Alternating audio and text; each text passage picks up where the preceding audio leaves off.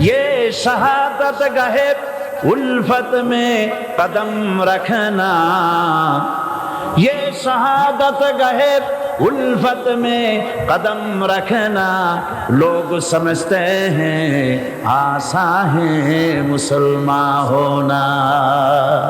মানুষেরা মনে করে মুসলমান হওয়া খুব সহজ জিনিস। না, মুসলমান হওয়ার অর্থ হলো শাহাদাতের ঈদগাহে শামিল হয়ে যাওয়া।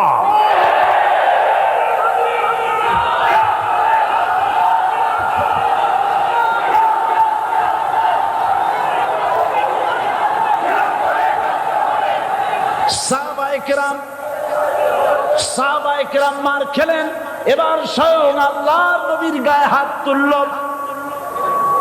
আবু জাহেল এসে হুজুরকে মারলেন, গলায় চাদর দিয়া এমন জোরে টান মেরেছে রাসূলুল্লাহ পড়ে গিয়েছেন।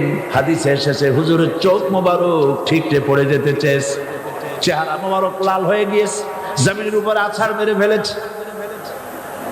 রাসূলের এই অবস্থা দেখে হামজা তখনও কাফের ছিলেন, শিকার থেকে এসে তিনি এই দৃশ্য দেখলেন, দাসীর মুখে শুনলেন, ছুটে চলে গেলেন আবু জাহেলের বাড়িতে।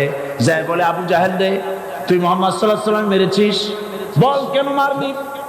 এমন ভালো মানুষ তো জীবনেও চোখে দেখি নাই, যিনি কোনো মিথ্যা কথা বলেন না, ভালো ভালো কথা বলেন, এক আল্লাহর গোলামি করার জন্য বলেন।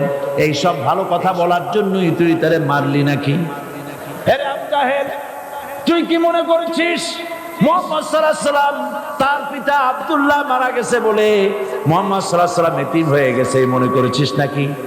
জেনে রাখ, মুহাম্মদ সাল্লাল্লাহু আলাইহি ওয়াসাল্লামের পিতা আব্দুল্লাহ মারা গেছে, কিন্তু চাচা হামজা তো মরে যায় নাই। হাতের ধনুক দিয়া এমন জোরে আঘাত মারলেন, আবু জাহেলের মাথা ফেটে রক্ত ফিনকি দিয়ে বেরিয়ে এলো। হযরতে হামজা ঘরে ফিরে এসে রাসূল করিম সাল্লাল্লাহু আলাইহি ওয়াসাল্লামের মস্তক মুবারক কোলে উঠাই নিলেন আর বললেন, বাবা, তোমাকে মেরেছে বলে আমি আবু জাহেলের মাথাটা ফাটাই দিয়ে আসছি, তুমি খুশি হও। হুজুর বলছেন, চাচা, কার মাথা ফাটাইছো এইটা বলে আমারে খুশি করতে পারবা না। হযরতে হামজা বলেন, তুমি কি হলে খুশি হবে? হুজুর বলেন, হামজা, চাচা গো, আমি খুশি হব যদি একটিবার চাচা তোমার মুখে শুনতে পাই ঈমানের কালেমা। হযরতে হামজা বলেন, মুহাম্মদ সাল্লাল্লাহু আলাইহি ওয়াসাল্লাম, আমি বুঝতে পেরেছি তুমি কোন সাধারণ মানুষ নও। সাধারণ মানুষ হলে পরে তুমি প্রতিশোধে বিশ্বাসী হতে, খুশি হতে। প্রতিশোধে বিশ্বাসী হও নাই, তুমি অবশ্যই আল্লাহর নবী, কোনো সন্দেহ আমার নাই। তুমি সাক্ষী থাকো, আমি পড়ে নিলাম, লা ইলাহা ইল্লাল্লাহু মুহাম্মাদুর রাসূলুল্লাহ। জোরে পড়ে, লা ইলাহা ইল্লাল্লাহু মুহাম্মাদুর রাসূলুল্লাহ। ঘাবড়াবার কারণ নাই। এর অর্থ এই নাই যে আপনারা কালেমার দাওয়াত দিবেন আর রাষ্ট্রশক্তি আপনারে পিটাইতেই থাকবে, আপনার কোনদিন আপনার সুদিন ফিরে আসবে না। বিষয়টা কি এমন না। আমার আল্লাহর ওয়াদা শুনুন, ওয়ালা তাহিনু ওয়ালা তাহজানু ওয়া আনতুমুল আলাউনা ইন কুনতুম মুমিনিন। মুমিন যদি হও, আমি তোমাদেরকে বিজয় দান করব। সুবহানাল্লাহ বলেন। আজ যদি আমাদের উপরে বিপদ এসে থাকে, তাহলে তার একমাত্র কারণ পূর্ণাঙ্গ ঈমানের অভাব আমাদের মধ্যে রয়েছে, ঠিক কিনা? আল্লাহ রাব্বুল আলামিন বলেন, সকল নবী তার কওমকেই বলে দাওয়াত দিয়েছেন, ইয়া কওমি ইবুদুল্লাহ মা লাকুম মিন ইলাহিন গায়রু। হে সম্প্রদায়, আল্লাহ ছাড়া কোনো ইলাহ নাই, তার ইবাদত করো, তারই দাসত্ব করো, তার গোলামি করো। আল্লাহ পাক মুসা আলাইহিস সালামকে যখন নবুয়াত দিলেন, প্রথম যে ওহী এলো, প্রথম ওহীটাই ছিল ইন্নানি আনাল্লাহ লা ইলাহা ইল্লা আনা ফা'বুদনি ওয়া আকিমিস সালাতা লিযিকরি। নিশ্চয়ই আমি আল্লাহ, আমি ছাড়া কোনো ইলাহ নাই, আইনদাতা নাই, বিধানদাতা নাই। সুতরাং আমার দাসত্ব করো এবং আমার শরণার্থে নামাজকে প্রতিষ্ঠা করো। মুসা আলাইহিস সালামকে আল্লাহ পাক ওহী দিয়ে তাকে পাঠালেন। কোথায় পাঠালেন? আল্লাহ পাক বলেন, ইযহাব ইলা ফিরআউনা ইন্নাহু তাগা। গোটা কওম নাফরমান, আল্লাহর আইন কেউ মানছে না। গোটা কওমের কাছে না পাঠাইয়া আল্লাহ পাক সর্বপ্রথম মুসা আলাইহিস সালামকে দাওয়াত নিয়ে কার কাছে পাঠালেন? ফেরাউনের কাছে। কারণ ফেরাউন হচ্ছে রাষ্ট্রশাসক। ফেরাউন কি? রাষ্ট্রশাসক। টিলা নিচের পানি পাহাড়ের উপরে যায় না, উপরের পানি না নিচের থেকে উপরে যায়? উপরে পানি নিচে আসে। সুতরাং দেশ যারা চালায় এই লোকগুলি যদি ভালো হয়, গোটা দেশ ভালো হয়। আর সমস্ত মানুষটা যদি, রাষ্ট্র যিনি পরিচালনা করেন এই লোকগুলি যদি খারাপ হয়, গোটা দেশ খারাপ হতে বাধ্য। এই জন্য আল্লাহ পাক বলছেন, সর্বপ্রথম তুমি ফেরাউনের কাছে যাও এবং এই কালেমার দাওয়াত দাও। হযরতে মূসা আলাইহিস সালাম ফেরাউনের কাছে গেলেন আর দাওয়াত দিলেন, ফেরাউন পড়ে নাও, লা ইলাহা ইল্লাল্লাহ। একটি কথা আপনাদের মনে রাখতে হবে, দুনিয়ার কোন ফেরাউন, কোন নমরুদ, কোন সাদ্দাত, কোন হামান কেউ বলে নাই যে আমি আল্লাহ, আমি রাজ্জাক, আমি খালেক, আমি পৃথিবীর সৃষ্টি করেছি। কথা কেউ বলেছে? কেউ বলে নাই। কি বলেছে তারা? ফেরাউন বলেছে, মা আলিমতু লাকুম মিন ইলাহিন গায়রি, আমি তো জানি না আমি ছাড়া আরো কোন ইলাহ আছে, এ কথা আমার জানা নাই। সুতরাং আমি হচ্ছি ইলাহ আর তুমি বলছো লা ইলাহা। তার মানে হচ্ছে ওই সময় পয়গম্বরেরা, আল্লাহর নবীর সাহাবীরা তারা জানতেন যে আমরা কিসের দাওয়াত দেই, আর যারা শুনতো তারাও বুঝতো কিসের দাওয়াত শুনতেছি। আজ আমার দেশে একই কালেমার দাওয়াত দেওয়া হয়, কিন্তু মানুষেরা বুঝতে পারে না কি শুনতেছি। ভাষা জানার ব্যাপারে, বোঝার ব্যাপারে হলো আসল বিষয়। এটা বুঝাতে গিয়ে আমি মাঝে মধ্যে একটা দৃষ্টান্ত দেই এভাবে।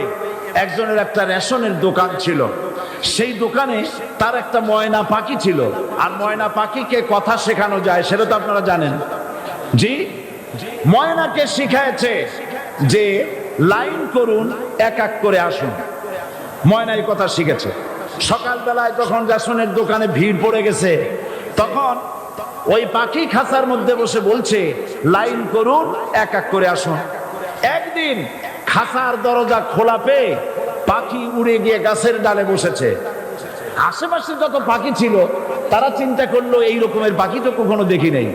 ময়না তো দেখতে কাকের মতো না, শালিকের মতো না, দেখতে একটা ভিন্ন রকম। ওরা এসে চতুর্দিক থেকে এই নবান্ত, এই যে নতুন এসেছে, ওরে ঠোকরানো শুরু করেছে চতুর্দিক থেকে। ঠোকরানি খেয়ে ময়না বলতেছে লাইন করুন, এক এক করে আসুন। এখন ময়না তো বোঝে না যে কি বলতেছি, আর যে পাখিরা ঠোকরাচ্ছে তারাও তো বোঝে না যে কি শুনতেছি। ময়না যদি বুঝতো যে আমি কি বলি, সবাই মিলে ঠোকরায়, তাই জান বাঁচে না। লাইন করে ঠোকরাইলে তো কমতে যাবে, সব ফোড়ে রোডে চলে যায়, বোঝে নাই। আমাদের অবস্থা তাই হয়েছে। হযরতে মূসা আলাইহিস সালাম বলেন, ফেরাউন রে, জেলের ভয় আমি করি না, আমার কি জেলের ভয় দেখায়া লাভ নাই। আমি আল্লাহ পাকের পয়গম্বর হযরতে মূসা আলাইহিস সালাম। ফেরাউনের দলবল আছে, লোক লস্কর আছে, তার অস্ত্রের অভাব নাই। আল্লাহ রাব্বুল আলামিন মূসা আলাইহিস সালামের কাছে একটা অস্ত্র দিয়া দিলেন। দিছিলেন কিনা? দিছিলেন কিনা? আল্লাহ পাক হযরত মূসা কে বলেছেন, ওয়া মা তিলকা বিয়ামিনিকা ইয়া মূসা। মূসা রে, তোমার হাতে ওটা কি? মূসা আলাইহিস সালাম বললেন, এটা লাঠি। আল্লাহ পাক বললেন, ফেলে দাও লাঠি। লাঠি ফালায় দিলেন। কি হয়ে গেল? হিয়া হাইয়াতুন তাসআ। লাঠি হয়ে গেল। এখন লাঠি পড়ে সাপ হয়ে গেল। সাপ দেখে নবী হোক, ওলি হোক, সাহাবী হোক আর আলেম হোক, সাপ দেখলে ভয় করে না মানুষের? মূসা আলাইহিস সালাম ভয় পেয়েছে। আল্লাহ রাব্বুল আলামিন হযরত মুসাকে শোনায় দিলেন, খুযহা ওয়ালা তাখাফ সানুঈদুহা সিরাতাহাল উলা।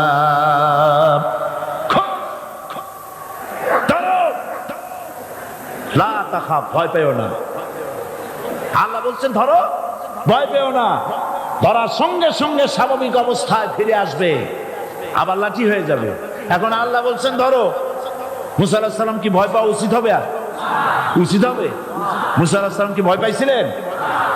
কারণ হচ্ছে এই দুশমনের শক্তিটা খুব বড়ই দেখা যায়, মনে হয় যেন অনেক বড়, কি জানি কি। আল্লাহ পাক বলছেন ইন্না কাইদা শায়তানে কানা দাঈফা। শয়তানের চক্রান্ত যতই তুমি মনে করো অনেক ষড়যন্ত্রের জাল বিস্তার হয়ে আছে, আল্লাহ কয় কিছুই না, দাঈফা, অত্যন্ত দুর্বল। আল্লাহ পাক বললেন ধরো। মুসা আলাইহিস সালাম সাপ ধরলেন, সঙ্গে সঙ্গে লাঠি হয়ে গেল। ফেরাউন বরদাস্ত করলো না, রাষ্ট্রশক্তির পক্ষ থেকে আক্রমণ শুরু হলো। অপরাধ কি? মুসা আলাইহিস সালামের অপরাধ কি? কি অপরাধ? মাশাআল্লাহ, বুঝতে পেরেছেন। অপরাধ হচ্ছে তিনি বলেছেন লা ইলাহা, জোরে বলেন লা ইলাহা ইল্লাল্লাহ। এই কালেমাকে আজ আমরা ভিক্ষার বুলি বানাইছি। এটা হলো সার্বভৌমত্বের বুলি, এটা হচ্ছে আল্লাহ পাকের সার্বভৌমত্বের কথা। আজ আমরা মানুষের কাছে আমরা শুনি, মানুষেরা ভিক্ষা চায়, লা ইলাহা ইল্লাল্লাহ, এক মুঠ চাউল দেন, লা ইলাহা ইল্লাল্লাহ 10 খান পাই দেন। এই হচ্ছে কালেমার জিকির। আবার কেউ কেউ জিকির করতেছে লা ইলাহা আস্তে, ইল্লাল্লাহ জোরে, এমন জোরে কলব সাফ করে, কলব তাতে থাকলেও পারে গেলেও পারে। এই কালেমার জাত, এর আঘাত পয়গম্বররা মেরেছেন। হযরতে মুসা আলাইহিস সালাম যখন বলেছেন লা ইলাহা ইল্লাল্লাহ, এই ধাক্কা ফেরাউন বরদাস্ত করতে পারে নাই। দরিয়ায় নীলের ভিতরে আল্লাহ পাক ডুবাইয়ে শেষ করে দিয়েছেন, দেন নাই? হযরতে মুসা আলাইহিস সালাম তার উম্মতেরা দরিয়ার পাশে বসে দ্বীনি কথাবার্তা বলতেছেন। এমন সময় ফেরাউন, তার শত্রু হচ্ছে মুসা আলাইহিস সালাম। শত্রু কেন? মুসা কি ফেরাউনের পাকা ধানে মই দিয়েছে নাকি? বলেন আপনারা। তার হালের গরু পিটায় মারছে নাকি? অপরাধ হলো তিনি আল্লাহর জমিনে আল্লাহর আইন প্রতিষ্ঠার কথা বলেছেন। এই শুধুমাত্র এই অপরাধে ফেরাউন তার দলবল নিয়ে 3 দিক থেকে আক্রমণ করেছে। মুসা আলাইহিস সালামের উম্মতেরা ভয় পেয়ে গেছেন। তারা বলছেন ইন্না লামুদরাকুন, আমরা পাকড়াও হয়ে গেছি। 3 দিকে সারাশি আক্রমণ, 3 দিকে শত্রু, একদিকে দরিয়া, পালাবার রাস্তা আছে? হযরত মুসা আলাইহিস সালাম ভয় পেয়ে গেলেন, সারেন্ডার করলেন না। হযরত মুসা আলাইহিস সালাম বললেন কাল্লা, কখনো নয়, ভয় পাওয়ার কোনো কারণ নাই। রব্বি সায়াহদিন, অবশ্যই আমার রব আমার জন্য রাস্তা করে দিবেন। ভয় পাইও না, আমার রব রাস্তা করে দিবেন। আল্লাহ রাব্বুল আলামিন হযরত মুসা আলাইহিস সালামকে অর্ডার করলেন, হাতের লাঠি দিয়া দরিয়ার উপরে আঘাত করো। হযরত মুসা আলাইহিস সালাম দরিয়ার উপরে আঘাত করলেন। রাস্তা ছিল দরকার একটার, এক বাড়িতে আল্লাহর হুকুমে লাঠি দিয়ে একটি আঘাত করার সঙ্গে সঙ্গে হযরত মুসার তার সঙ্গী সাথী দরিয়া পার হওয়ার জন্য দরিয়ার মধ্যে দিয়ে আল্লাহ 12টা রাস্তা পয়দা করে দিলেন। সে আল্লাহ আছে না নাই? এত আসতে বলুন কেন? ভয় পাওয়ার কারণ আছে? রাষ্ট্র শক্তি বাধা দিয়েছে সমস্ত নবীদেরকে। কেন? নবীদের চরিত্র খারাপ? জোরে বলে, নবীদের চরিত্র খারাপ? নবীদের চাইতে মাসুম, বেগুনাহ, উন্নত চরিত্রের মানুষ আল্লাহর আকাশের নিচের জমিনের উপরে আর হয় নাই। তোমরা যে সামনে তাদের পিছনে দৌড়াও, অমুকের সৈনিক, নেতা নেতা করে মরো, এইসব নেতা যাদের পিছনে দৌড়াও, এই নেতাগুলি আমি জিজ্ঞেস করি আপনাদেরকে, এই নেতাগুলি জীবনে একবারও জেনা করে নাই, এ ব্যাপারে অনুসারীরা আপনারা কি নিশ্চিত? মিথ্যা কথা জীবনেও কয় নাই, প্রতারণা করে নাই, ঠাট্টা করে নাই, বিদ্রুপ করে নাই, মদ খায় নাই, মানুষ হত্যা করে নাই। কিসের নেতা? নেতা হচ্ছেন সেই ব্যক্তি যিনি বলেছেন, ও আমার স্ত্রীরা, ও আমার সাহাবীরা, রাতের আধারে আমার মধ্যে যা আচরণ দেখতে পাও, দিনের আলোতে আমার মধ্যে যা দেখতে পাও, সবগুলি খুলে খুলে মানুষের কাছে বলে দাও। তার নাম বিশ্বনবী মুহাম্মদ রাসূলুল্লাহ সাল্লাল্লাহু আলাইহি ওয়াসাল্লাম।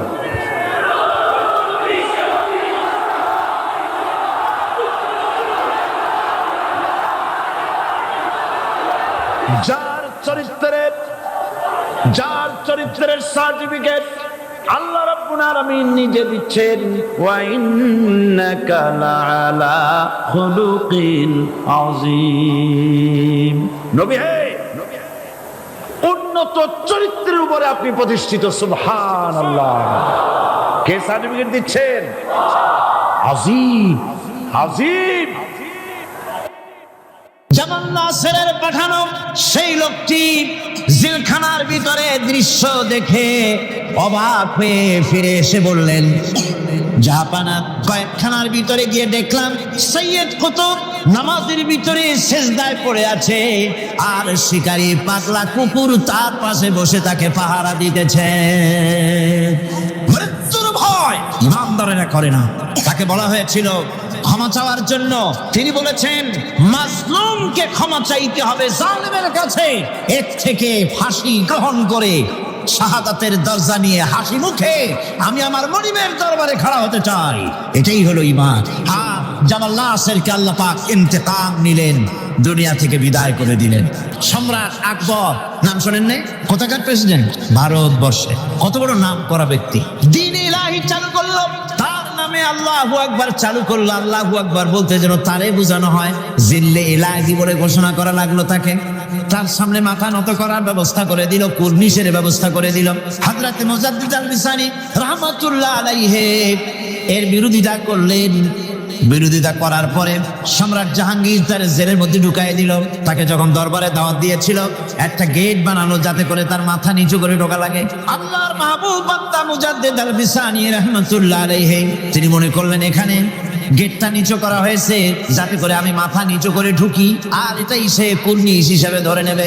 তিনি মাথা নিচু করলেন না, মর্দে মুজাহিদ বাদশার দরবারে নিজের বাম পা খানা আগে ঢুকাইয়া দিলেন। এই অপরাধে তাকে কারারুদ্ধ করা হলো। জেলখানার ভিতরে তিনি আছেন। কয়েক মাস পরে জেলার সাহেব চিঠি লিখেছেন বাদশার কাছে, জাহাপানা, জেল তো হয় চোরের জন্য, ডাকাতের জন্য, বদমাশদের জন্য। কারে পাঠাইলেন জেলখানায়? মুজাদ্দিদ আল বিসানি নামক যে ব্যক্তিকে জেলে পাঠিয়েছেন, তিনি আসার পরে কয়েক মাসে আমার জেলের মধ্যে চোর আর ডাকাত যা ছিল সব আল্লাহর ওলিতে পরিণত হয়ে গেছে। সম্রাট আকবর সেকেন্দ্রায় তার খবর রয়েছে, কেউ জিয়ারত করতে যায় না। মুজাদ্দিদ আল বিসানি রাহমাতুল্লাহ আলাইহি হযরত খাজা মুঈনুদ্দিন চিশতি রাহমাতুল্লাহ আলাইহির দরবারে আজও হাজার হাজার মানুষ কবরের কাছে জিয়ারত করতে যায়। দিনদার ইমানদার সৎকর্মশীল হলে আল্লাহ পাক তার মুহাব্বত মানুষের দিলের মধ্যে পয়দা করে দেন। ভাইরা আমার, এই পৃথিবীর বুকে ভালো কাজ যারা করে তাদের জন্য ফুল বিছায় কেউ দেয় না, ফুল দেয়, ফুল দেয় না, কণ্ঠকা কীর্ণ থাকে। নবীজি কালিমার দাওয়াত দিয়েছিলেন, এই কারণে নবী কোনো ফুলের বিছানা পান নাই, ফুলের মালা পান নাই। কাফির বেঈমানেরা নবীজিকে মারধর করেছে, দান্দার মোবারক শহীদ করেছে। হযরত বেলালকে উটের পায়ের সাথে বেঁধে দিয়ে উট তাড়ায় দিয়েছে। দড়ির মাথায় বেলাল বাঁধা, পিঠের থেকে চামড়া খসেছে, মাথা থেকে চামড়া খসে গেছে। উত্তপ্ত মরুভূমির উপরে হযরত বেলালের রক্তাক্ত শরীরকে চিৎ করে শোয়াই দিয়েছে। চতুর্দিকে কাফেরেরা দাঁড়ায়া লোহার ডান্ডা দিয়ে তাকে পিটাইছে আর বলেছে, লাত মানাতির উপরে এখনো ঈমান আন। হযরত বেলাল একটা ফান্দা আঙ্গুল কোন রকম আকাশের দিকে উঁচু করে বলেছেন, আহাদ আহাদ আহাদ লা ইলাহা ইল্লাল্লাহ লা ইলাহা লা ইলাহা ইল্লাল্লাহ মুহাম্মাদুর রাসূলুল্লাহ। ঠিক মতো চলে চল।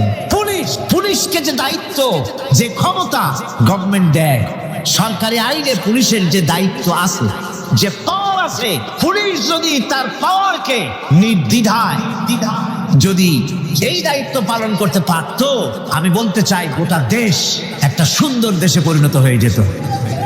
কিন্তু পুলিশ কি তার দায়িত্ব অবলীলাক্রমে পালন করতে পারে? পুলিশ বহু কষ্ট করে খাগড়াছড়ি আর বান্দরবানের পাহাড় ঘুরে ঘুরে বড় ডাকাতরে ধরে ফেলেছে। বড় চোরাচালানি, স্বর্ণ চোরাচালানকারী বড় একটা ডাকাতরে ধরে ফেলাইছে। জীবনের ঝুঁকি নিয়ে ধরছে। আসামি ধরা কি এত সহজ? গেলি আসামি কয় যে আমার হাতে হ্যান্ডকাপ পরাই দেন, আমি আসছি। এরকম করেনি, জীবনের ঝুঁকি নিয়ে তারপরে পুলিশ গ্রেফতার করে, তাদের গ্রেফতার করলো। পরের দিন টেলিফোন আসলো, হ্যালো চট্টগ্রামের এসপি। বলে হ্যাঁ। তুমি ধরছো কারে? আরে ধরছি তো বল তুমি। আরে কেন ধরলা তারে? কয় স্যার অস্ত্র শুদ্ধা ধরছি। তাতে কি হয়? আমার পার্টির লোক অস্ত্র শুদ্ধা ছাড়িয়ে দিবি যদি চাকরি করতে চাস। কথা ঠিক কিনা? এগুলি অনেক আগে হতো, আজকাল হয়তো হয় না, আজকালও হয়। আমি এক কথা কেন বললাম, থানায় আসামিদেরকে ধরা হয়, জেল হয়ে গেল, 6 মাস পর বেরিয়ে গেল। থানায় তার নামটা আসামির খাতায় লেখা গেল, চোর হিসাবে, ডাকাত হিসাবে, সন্ত্রাসী হিসাবে, চোরাচালানি হিসাবে। ঠিক কিনা?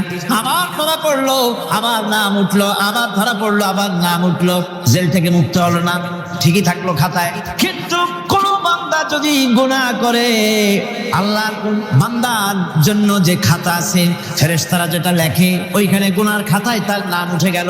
রব্বুল আলামিন বলেন, আমার বান্দা যদি গুনাহ করার পর বুঝতে পেরে যখন তওবা করে, তখন শুধু গুনাহ মাফ করি না, গুনার খাতা থেকে নামটাও আমি মুছে ফেলে দেই। আমার বান্দা যখন শয়তানের ওয়াসওয়াসায় পড়ে একটা নেকের একটা গুনাহ নিয়ত করবে, গুনাহ করার নিয়ত করবে, গুনাহটা করে নাই, পাপ লিখবা না। গুনাহ করা হয়ে যাওয়ার পর একটা গুনার জন্য একটা গুনাহই লিখবা। আর যদি আমার বান্দা কোন একটি নেকির কাজের নিয়ত করেছে, হজের নিয়ত করেছে, হজে যায় নাই, মাদ্রাসা মসজিদে দান করবে, চট্টগ্রাম তাফসীরুল কোরআন মাহফিলে দান করবে, করে নাই এখনো, শুধু নিয়ত করেছে, নেক নিয়তের কারণে আমলনামায় একটা নেকি লিখে দিবা। আর যখন নেকির কামটা করা হয়ে যাবে, আল্লাহ পাক বলেন, মান জাআ বিল হাসানাতি ফালাহু আশরু আমসালিহা। নেকির কাজটা যখন করা হয়ে যাবে, আমার বান্দার আমলনামায় একটা নেকের পরিবর্তে 10টা গ্রেস মার্ক লাগাইয়া 10 গুণ বাড়াইয়া দিবা। আমি বান্দা, আল্লাহ পাক বলেন, বান্দার কোন আমলের উপরে আমি জুলুম করি না। বান্দা যদি যে সব কাজ করবে, সমস্ত নেক কাজের জন্য আমি তাকে সওয়াব দান করব। শুধু তাই না, সৎকর্মশীল ব্যক্তিদের রুজিতে আমি বরকত দিয়ে দিব। সুবহানাল্লাহ। কোন ভালো কাজ যারা করবে তাদের রুজিতে আল্লাহ পাক কি করবে? ফাল্লাযীনা আমানু ওয়া আমিলুস সালিহাতি লাহুম মাগফিরাতুন ওয়া রিজকুন কারীম। যারা ঈমান আনবে এবং ভালো কাজ করবে, আমি তাদেরকে উত্তম রিজক দান করব। শুধু তাই নয়, আমল সালিহ যারা করবে, সৎকর্মশীল লোকদের, তাদের জন্য রয়েছে আমার কাছে ক্ষমা, মাগফিরাত। ওয়া ইন্নী লাগাফফারুন লিমান তাবা ওয়া আমানা ওয়া আমিলা সালিহান সুম্মা ইহতাদা। নিঃসন্দেহে আমি ক্ষমাশীল ওই সব বান্দাদের জন্য যারা সৎ কাজ করে, আমলে সালেহ করে, নেক কাজ করে, আর গুনাহ থেকে তওবা করে, আর এই তওবার উপরে, হেদায়েতের উপরে টিকে থাকে। আমি তাদের গুনাহ কাশি আমি রব্বুল আলামিন মাফ করে দেই। আল্লাহ পাক ওয়াদা করেছেন, নেক কাজ যদি হও, সৎকর্মশীল যদি তোমরা হও, তাহলে নেক কাজের বিনিময় আমি রব্বুল আলামিন তোমাদেরকে রাষ্ট্র ক্ষমতা দান করব, যেমন করে তোমাদের পূর্বপুরুষদেরকেও রাষ্ট্র ক্ষমতা দিয়েছিলাম। রাষ্ট্র ক্ষমতা হচ্ছে সুলতানে নাসির, যাকে বলা হয়েছে সাহায্যকারী শক্তি। রাসূল করিম সাল্লাল্লাহু আলাইহি সাল্লাম আল্লাহর কাছে সেখানে দোয়া করেছিলেন, রব্বি আদখিলনি মুদখালা সিদকিন ওয়া আখরিজনি মুখরাজা সিদকিন ওয়াজআলনি মিন লাদুনকা সুলতানান নাসিরা। আয় আল্লাহ, আমাকে সাহায্যকারী শক্তি আমাকে তুমি দান করো। এই সাহায্যকারী শক্তি হচ্ছে রাষ্ট্র ক্ষমতা। কি ক্ষমতা? রাষ্ট্র ক্ষমতা। এখন রাষ্ট্র ক্ষমতা কি জন্য? রাষ্ট্র ক্ষমতা এই জন্যে যে রাষ্ট্রীয় পাওয়ার যদি আপনার হাতে না থাকে তাহলে ইসলামের সকল আইন পালন করা সম্ভব নয়। ঠিক কিনা? ঠিক কিনা? আজ সমাজে সুদ চালু আছে নাকি নাই? জেনা চালু আছে নাকি নাই? জুয়া চালু আছে নাকি নাই? আমার ভাইরা, আমার এই দেশে, এই উপমহাদেশে পাকিস্তান, ইন্ডিয়া, বাংলাদেশ, এই দেশগুলির মতো এত মাহফিল কোথাও হয় না। পৃথিবীর কোথাও এত মাহফিল হয় না।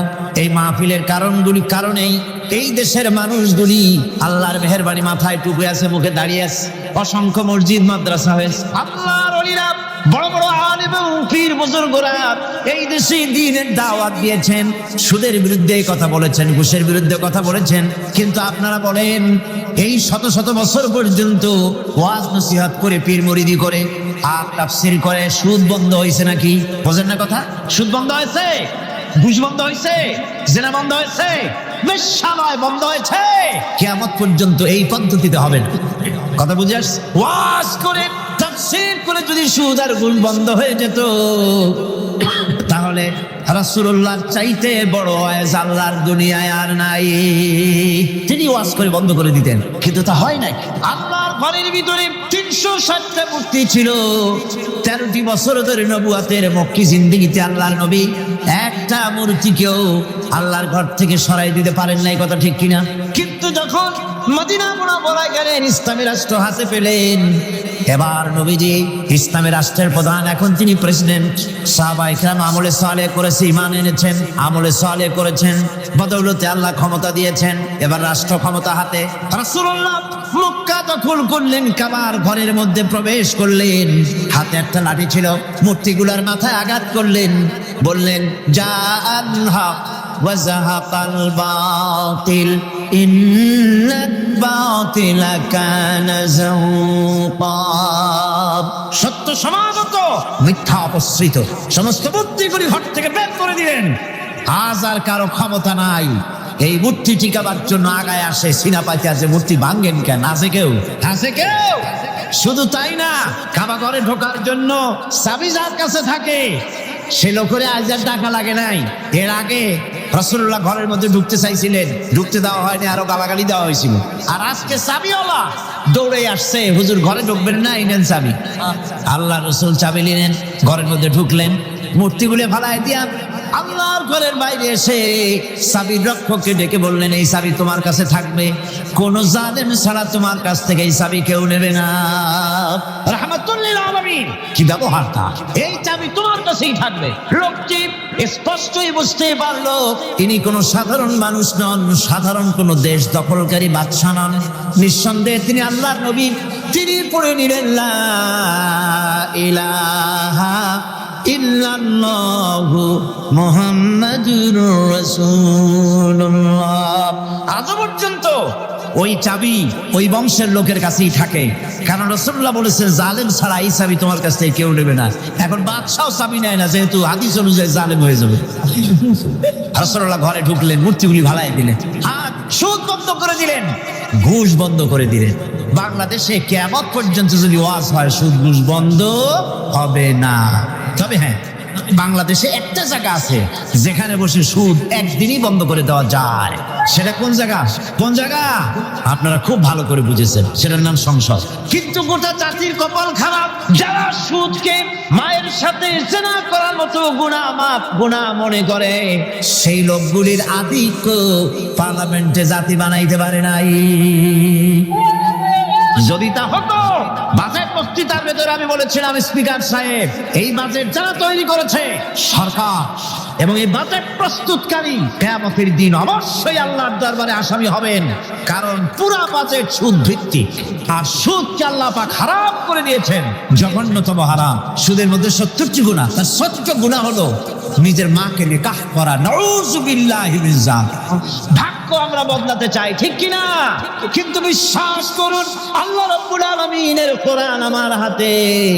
বিশ্বাস করুন, এ ভাগ্য সমাজতন্ত্র বদলাইতে পারে নাই, পুঁজিবাদ বদলাইতে পারে নাই, ধর্ম নিরপেক্ষ মতবাদ বদলাতে পারবে না, কখনোই পারবে না। জাতির ভাগ্য বদলাবে শুধু কোরআনের আইন। কিসের আইনে বদলাবে? এই কোরআন ছাড়া ভাগ্য বদলাবার আর কোনো পথ। কোরআনের দিকে গিয়ে আসুন। শুধু তাফসীর শোনার জন্য পাগল হলে হবে না, আমল করতে হবে। মাওলানা সৈয়দ সালমান নদভী সাহেব তিনি যে কথাটা বলেছেন, কি দারুণ কথা বলেছেন। তাফসীর শুধু শুনলে হবে না, শুনে একাচ্ছন দায়ী হয়ে যান, আপনারা কোরআনের দাওয়াতকারী হয়ে যান, বাড়ি বাড়ি ডোর চলে যান, মানুষকে বুঝান জাতীয়তাবাদ, পুঁজিবাদ, সমাজবাদ, ধর্মনিরপেক্ষ মতবাদ সকল বাদের পরিণতি বরবাদ। ইসলামের পরিণতি আবাদ। ইসলামের পরিণতি কি? আবাদ। ইসলামের দাওয়াত দেন, কোরআনের দাওয়াত দেন, আর প্রস্তুতি গ্রহণ করুন। নির্বাচন যখন আবার আসবে কোরআনের লোকগুলো পাঠিয়ে দিবেন। আল্লাহ যেন তৌফিক দেন, আল্লাহ যেন তৌফিক দেয়। জোরে কোন আমিন। ভাইরা আমার, আমলে সালেহ যারা করবে, সৎ কাজ যারা করবে, আল্লাহ তাদের জন্য জান্নাত দান করবেন। জোরে বলেন সুবহানাল্লাহ। রব্বুল আলামিন বলেন, والذين آمنوا وعملوا الصالحات سندخلهم جنات تجري من تحتها الأنهار خالدين فيها أبدا। আল্লাহ রাব্বুল আলামিন বলেন, যারা ঈমান এনেছে আর যারা সৎ কাজ করেছে আমি তাদেরকে অবশ্যই জান্নাত দান করব। সুবহানাল্লাহ। এমন জান্নাত দেব যেই জান্নাতের নিচের থেকে সতত প্রবাহিত নহর প্রবাহিত রয়েছে। এত সুন্দর জান্নাত তারা পাবে। এটা হচ্ছে আল্লাহর ওয়াদা। এটা কার ওয়াদা? সৎকর্ম যদি করেন, ভালো কাজ যদি করেন, আল্লাহ পাক সৎকর্মশীলদের জন্য জান্নাত দিবেন। তারপরে আল্লাহ আবার কি বলছেন শোনেন, আল্লাহ পাক বলেন, সন্দেহ করো না, আমার কথায় কোনো সন্দেহ করো না। ওয়াদাল্লাহি হাক্কান ওয়া মান আসদাকু মিনাল্লাহি কিলা। আল্লাহর ওয়াদা অবশ্যই হক। আল্লাহর চাইতে সত্যবাদী আর কে হতে পারে? কে হতে পারে? আল্লাহর কথাগুলো বিশ্বাস হয় না। ওই যে নির্বাচনের সময় কে একজন কইল, এবার আমাকে পাঠা জম্মের খাওয়া খাইবা, রাস্তাগুলা সোনা দিয়ে বানাই দেবো, গরু গাড়ি চাকার মতো জিলাপি বানাই দেবো, খাইতে গিয়ে চিত হয়ে থাকবা। মানুষেরা মহব্বতের ঠেলায় অস্থির। আরে মুসলমান, একটা শাড়িতে ভুলে যায়, একটা লুঙ্গিতে ভুলে যায়, 10টা টাকায় ভুলে যায়। আপনারা মনে কিছু নেবেন না তো?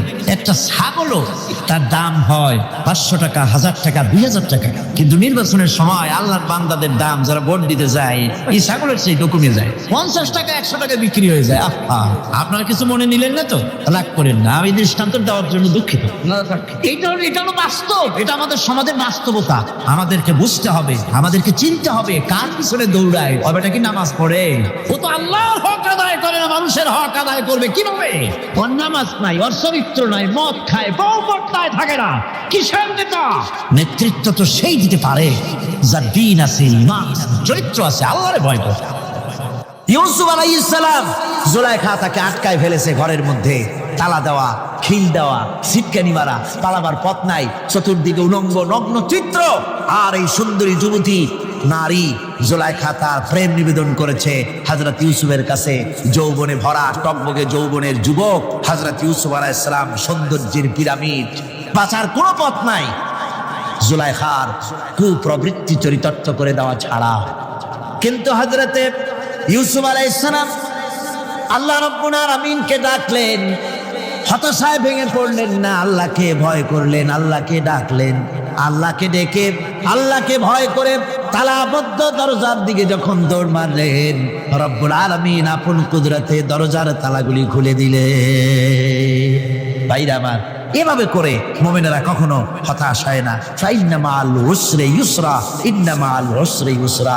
মনে রাখতে হবে, দুঃখ কষ্টের সাথে থাকে সুযোগ সুবিধা, আর প্রত্যেক অসচ্ছলতার সাথে থাকে উদার সচ্ছলতা। এর কোনো বিপরীত কখনই হয় না। আল্লাহ রাব্বুল আলামিন এইভাবে করে মুমিনদেরকে বলেছেন যেন তারা হতাশায় ভেঙে না পড়ে। আমার বন্ধুগণ, হযরতে হুদ আলাইহিস সালামকে যখন সমাজের লোকেরা, রাষ্ট্রের লোকেরা ঘিরে ফেলে দিল, সমাজ শক্তি, রাষ্ট্র শক্তি যখন তাকে ঘিরে ফেলে দিল, ষড়যন্ত্রের পাহাড় তুলে দিল, তারে মেরে ফেলে দিবে, হযরত হুদ দেশ থেকে তার পালায় গেলেন না, ভয় পেলেন না। হযরতে হুদ আলাইহিস সালাম বললেন, কোরআনে কারীমে হযরত হুদের কথা কোট করা হলো, ফাকিদুনি জামিআন সুম্মা লা তুনজিরুন। সম্মিলিতভাবে ষড়যন্ত্র করো আমার বিরুদ্ধে, সবাই মিলে ষড়যন্ত্র করো, সুম্মা লা তুনজিরুন, আর আমাকে এতটুকু অবকাশ তোমরা দিও না। ইন্নী তাওয়াক্কালতু তাওয়াক্কালতু আলাল্লাহি রাব্বি ওয়া রাব্বিকুম, আমি ভরসা করেছি সেই আল্লাহর উপরে যার কুদরতি হাতের ভেতরে, যিনি আমাদের রব তোমাদেরও রব, আর যার কুদরতি হাতের ভিতরে তামাম পৃথিবীর জানগুলি যার হাতে, সে আল্লাহর উপরে ভরসা করেছি। ষড়যন্ত্র যদ্দূর আছে করতে থাকো, আমি ষড়যন্ত্র পরোয়া করি না। সুবহানাল্লাহ। এটাই হলো মুমিনের কোয়ালিটি। শুধু ঈমান, লা ইলাহা ইল্লাল্লাহু মুহাম্মাদুর রাসূলুল্লাহ, গরুর গোশত খাই, আর রবিউল মাস আসতে পরে ইয়া নবী সালাম আলাইকা, ইয়া রাসূল সালাম আলাইকা, তারপরে গরম গরম জিলাপি আর রসগোল্লা খাইলাম খুব বেশি করিয়া, এর নাম মুমিন নয়। মুমিন হচ্ছে তার চলায় ফেরায় ওঠায় বসায় সাহসিকতার তার এক আন্দাজ তৈরি হবে সে। আমার ভাইয়েরা, বিপদে অবিচলতা আমাদেরকে পয়গম্বরেরা শিক্ষা দান করেছেন। হযরত ইউনূস আলাইহিস সালাম মাছে তারে গিলে ফেলে দিল, হতাশায় তিনি হার্ট ফেল করেন নাই। মাছের পেটের মধ্যে যদি কেউ চলে যায়, বেরিয়ে যাওয়ার জন্য কোনো ব্যাকডোর আছে নাকি? কোন পালাবার কোন রাস্তা আছে? মাছের পেটের জানালা দরজা আছে? কিছুই না। তিনি হতাশ হলেন না, মাছের পেটের ভেতরে বসে হযরত ইউনূস আলাইহিস সালাম বুক ভরা আশা নিয়ে আল্লাহর দরবারে তিনি ঘোষণা করলেন, লা ইলাহা ইল্লা আনতা সুবহানাকা ইন্নী কুনতু মিনাজ জালিমিন। পড়েন না সবাই, লা ইলাহা ইল্লা আনতা সুবহানাকা ইন্নী কুনতু মিনাজ জালিমিন। হযরত ইউনূস আলাইহিস সালাম বললেন, আল্লাহ তুমি ছাড়া কোনো ইলাহা নাই, তোমার পবিত্রতা ঘোষণা করছি, আমি জালিমদের অন্তর্ভুক্ত হয়ে গেছি। তিনি যখন চিল্লাচ্ছিলেন, মাছের পেটের ভিতরে বসে যখন কাতরুক্তি করতেছিলেন, আল্লাহ বুঝি তখন শোনেন নাই সে কথা? কি বলেন? আল্লাহ বুঝি তখন তন্দ্রায় বা নিদ্রায় ছিলেন? না, আল্লাহ পাক কি ঘুমান? তন্দ্রায় যান? লা তাখুযুহু সিনাতুন ওয়ালা নাওম। আল্লাহ রাব্বুল আলামিন বলেন, কোন তন্দ্রা বা নিদ্রা আল্লাহ রাব্বুল আলামিনকে স্পর্শ করে না। হযরত ইউনূস আলাইহিস সালাম যখন মাছের পেটের ভিতরে বসে চিৎকার মারলেন, আল্লাহ পাক বলেন, ইউনূস রে, তোমার ওই ডাক কেউ শোনে নাই, দুনিয়ার কোনো রাজা বাদশা শোনে নাই, দুনিয়ার কোনো বন্ধু বান্ধব তোমারও শোনে নাই, কিন্তু আমি তোমার আরশের মালিক, আমি রব্বুল আলামিন শুনেছি। শুধু শুনি নাই, সঙ্গে সঙ্গে জবাব দিয়ে দিয়েছি। ফাস্তাজাবনা লাহু ওয়া নাজ্জাইনাহু মিনাল গাম্মি। পড়েন, ফাস্তাজাবনা লাহু ওয়া নাজ্জাইনাহু মিনাল গাম্মি ওয়া কাযালিকা নুজিল মুমিনিন। আল্লাহ পাক বলেন, আমি জবাব দিলাম। মাছের পেটের ভিতরে বেদনা শুরু হয়ে গেল, মাছ আর তলদেশে শুয়ে থাকতে পারলো না, সাঁতরাতে পারলো না, মাছ ভেসে উঠলো উপরে। পেটের যন্ত্রণায় মাছ কিনারায় চলে এসে বমি করে দিতে পারলে যেন বাঁচি, এই অবস্থা মাছের হলো। কিনারায় চলে এলো, বমি করে ইউনূস আলাইহিস সালামকে ফেলে দিল, মাছও বাঁচলো, ইউনূস আলাইহিস সালামও বাঁচলো। আল্লাহ রাব্বুল আলামিন বলেন, মুমিনেরা শোনো, শুধু ইউনূসকে নয়, ওয়া কাযালিকা নুজিল মুমিনিন। এইভাবে করে মুমিন বান্দারা যদি আমাকে ডাকি, আমার কাছে যদি হাত ফাইলায়, আমি আল্লাহ রব্বুল আলামিন মুমিনদের এভাবে মুক্ত করে দেই। আমার বন্ধুগণ, কোরআনে কারীমে রব্বুল আলামিন বলেন, ফাআনজালাল্লাহু সাকিনাতাহু আলাইহি ওয়া আইয়াদাহু বিজুনুদিন লাম তারাওহা। আল্লাহ পাক তার মনের মধ্যে গভীর প্রশান্তি এবং স্বস্তি দান করলেন, আর এমন সৈন্য দিয়ে সাহায্য করলেন যে সৈন্যদেরকে তোমরা দেখতে পাও না। এভাবে করে রব্বুল আলামিন মুমিনদের বিপদে আপদে মুসিবতে সব সময় আল্লাহ পাক মুসলমানদেরকে সাহায্য করেছেন। জোরে বলেন সুবহানাল্লাহ। মুমিনদের সাহায্যকারী আল্লাহ।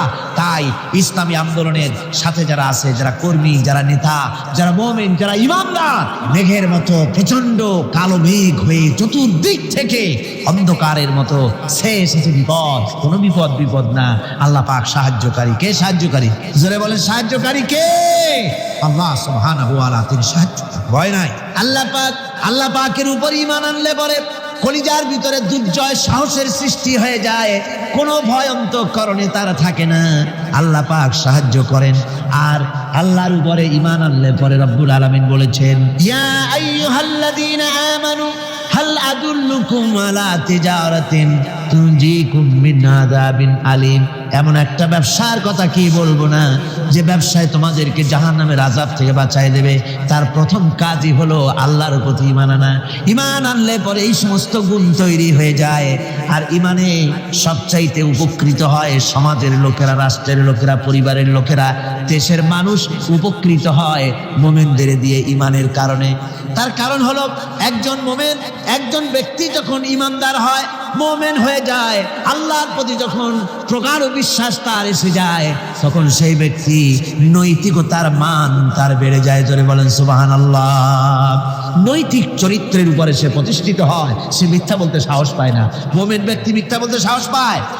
কেন পায় না? মিথ্যা বলতে সাহস পায় না, ঠকাতে সাহস পায় না, ওজনে কম দিতে সাহস পায় না, শয়তানি বদমাশি করতে সাহস পায় না। তার কারণ হলো আল্লাহ পাক বলে দিয়েছেন, মুমিন কোরআনের ভিতরে পড়েছে, ইয ইয়াতালাক্কাল মুতালাক্কিয়ানি আনিল ইয়ামিনি ওয়া আনিশ শিমালি কাঈদ। দুজন নিয়ন্ত্রণকারী ফেরেশতা তোমার ডানে এবং বামে বসে বসে তোমাকে নিয়ন্ত্রণ করছে, কোথায় যাও কি করো এই ফেরেশতারা বসে বসে সব দেখতেছে।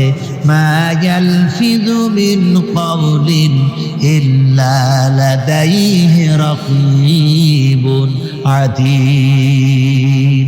মানুষ এমন কোনো কথা বলে না যা ফেরেশতারা রেকর্ড না করে, সব রেকর্ড হয়ে যায়। তাই মুমিন ব্যক্তি দায়িত্বহীন কথা বলতে পারে না। মুমিন ব্যক্তির চরিত্র ভালো হয়ে যায়, সে যে কথা বলে বুঝে শুনে কথা বলে, সে যে ওয়াদা করে বুঝে শুনে ওয়াদা করে। যেহেতু সবকিছুর জবাব কিয়ামতে দিতে হবে। কোথায় দিতে হবে? কোথায় দিতে হবে? কিয়ামতে আল্লাহর দরবারে জবাব দিতে হবে। মহান আল্লাহ রাব্বুল আলামিন বলেছেন, ওয়ালাকাদ খালাকনাল ইনসানা ওয়া না'লামু মা তুওয়াসবিসু বিহি নাফসু। মানুষ সৃষ্টি করেছি আমি, তার অন্তঃকরণের ভিতরে ওয়াসওয়াসা কি হয় আমি জানি। এই জন্য মুমিনেরা মনের ভিতরে কোনো খারাপ কল্পনাও করতে পারে না। খারাপ কল্পনা করলেও তার হিসাব দেওয়া লাগবে আল্লাহর কাছে। কার কাছে? ওয়াইন তুবদু মিন আনফুসিকুম আও তুখফুহু ইউহাসিবুকুম বিহিল্লাহ। আল্লাহ বলেন, মনের মধ্যে যেসব কল্পনা করো তা প্রকাশ করো আর গোপন রাখো, ওইটার হিসাব নেব আমি আল্লাহ পাক। কিয়ামতের দিন আমার কাছে হিসাব দিতে হবে। বন্ধুগণ, এই জন্য মুমিন যারা, মুমিনদের চরিত্র প্রতিষ্ঠিত হয়, মুমিনদের ধারণা থাকে যেখানেই যাই না কেন, যেখানেই বসি না কেন, সেখানেই আল্লাহ, আল্লাহ ছাড়া কোনো জায়গা নাই। আছে নাকি? আছে। আল্লাহ পাক বলেন, মা ইয়াকুনু মিন নাজওয়া সালাসাতিন ইল্লা হুয়া রাবিউহুম। তোমরা যেখানে তিনজন মিলে পরামর্শ করো, মনে রেখো তিনজন নও, ওখানে চতুর্থ সত্তা আমি রব্বুল আলামিন তোমাদের কাছে আছি। সব শুনি আর দেখি। পাঁচজন যেখানে হও সেখানে আমি ষষ্ঠ। এর থেকে যদি কম হও, এর থেকে যদি বেশিও হও, বান্দারে তুমি আছো যেখানে আমি আল্লাহ আছি সেখানে। উপায় নাই, সব জায়গায় আমি দেখতে পাচ্ছি। শুধু তাই নয়, রাত্রিবেলায় মানুষেরা গোপনে পরামর্শ করে, করে না? করে কিনা? রাতে রাতে পরামর্শ করে, এক জায়গায় বসে, হলের মধ্যে, পাহাড়ের মধ্যে, কোনো জায়গায় বসে পরামর্শ করে। কি পরামর্শ? ইসলামী আন্দোলনের লোকদের মারবে, কোথায় তাদের ধরবে, কোথায় তাদের অত্যাচার করবে, এই সমস্ত পরামর্শ করে। আল্লাহ পাক বলছেন, শুনুন, আল্লাহ রাব্বুল আলামিন বলেন, ওয়া হুয়া মাআহুম إذ يبيتون ما لا يرضى من القول وكان الله بما يعملون محيطا। আল্লাহ পাক বলেন, তিনি তো ঠিক সেই সময়ও তোমাদের কাছে থাকেন যখন তোমরা নিজেদের ঘরের মধ্যে বসে, কোনো এক জায়গায় বসে আল্লাহর মর্জির খেলাফ পরামর্শ করো। আল্লাহ তখনও তোমাদের কাছে থাকেন। আল্লাহর ইহাতা থেকে, আল্লাহর কর্তৃত্ব থেকে বেরিয়ে যাওয়ার কোনো উপায় নাই। সুতরাং গোপনে বলেন, প্রকাশ্যে বলেন, যেভাবেই যা কিছু করা হোক না কেন, আল্লাহর কাছে আমাদের সমস্ত অপরাধগুলি ধরা হয়ে যায়। আর এটাই হচ্ছে ঈমানের সীমা পরিসীমা। তিলকা হুদুদ আল্লাহ وَإِذَا سَأَلَكَ عِبَادِي عَنِّي فَإِنِّي قَرِيبٌ। আল্লাহ পাক বলে, বান্দা যখন আমাকে ডাকে আমি বান্দার একদম নিকটে, তার ঘাড়ের চাইতেও নিকটে। ওয়া নাহানু আকরাবু ইলাইহি মিন হাবলিল ওয়ারিদ। আমি আমার বান্দার সারা যে রগের উপরে তার মাথা, এর থেকেও আমি আমার বান্দার বেশি নিকটে। সুবহানাল্লাহ পড়ে। আমি তোমার কাছে, আমার কাছে মাপ চাও, যত বড় গুনাহ হোক। ওয়া ক্বালা রাব্বুকুম উদউনি আস্তাজিব লাকুম। তোমার প্রভু তোমাকে ডেকে বলেছে আমাকে ডাকো, আমি মাফ করে দেবো। সুবহানাল্লাহ। কত বড় কথা, আমাকে ডাকো, নিরাশ হয়েও না, হতাশ হয়েও না। আল্লাহর গজব বেশি না রহমত বেশি? আল্লাহর রহমত বেশি। হাদিসে কুদসির ভিতরে এসেছে, আল্লাহ পাক বলেছেন, কোন বান্দা যদি আমার দিকে এক বিগত অগ্রসর হয়, আমার রহমত তার দিকে এক হাত এগিয়ে যায়। কোন বান্দা যদি আমার দিকে হেঁটে আসে, আমার রহমত তার দিকে দৌড়ায় যায়। বান্দা যখন আল্লাহর দরবারে দুহাত উঁচু করে চোখের পানি ফেলে দেয়, মুসলিম শরীফের হাদিসের ভিতরে এসেছে, গভীর রাত্রে, রাতের তৃতীয় অংশে আল্লাহ রাব্বুল আলামিন প্রথম আকাশে আসেন আর ডেকে বলেন, পৃথিবীতে আছো নাকি কেউ গুনাহ করে জীবন বরবাদ করে দিয়েছো, আমার কাছে মাফ চাও। ঋণগ্রস্ত আছো, অসুস্থ আছো, অপমানিত আছো, কে আছো মাজলুম, আমাকে ডাকো, আমার কাছে বলো, আমি ডাকে সাড়া দেব, জীবনের আশা পূরণ করে দেব। ওই সময় যেই সমস্ত লোকেরা কাঁদে তাহাজ্জুদের নামাজ পড়ে, আল্লাহ জিজ্ঞেস করেন ফেরেশতারা, অমুক অমুক দেশে অমুক অমুক বান্দারা কাঁদে কেন? ফেরেশতারা বলে, রব্বুল আলামিন তুমি তো ভালো করে জানো। আল্লাহ বলেন, জানি, তবুও তোমাদের মুখে শুনতে চাই।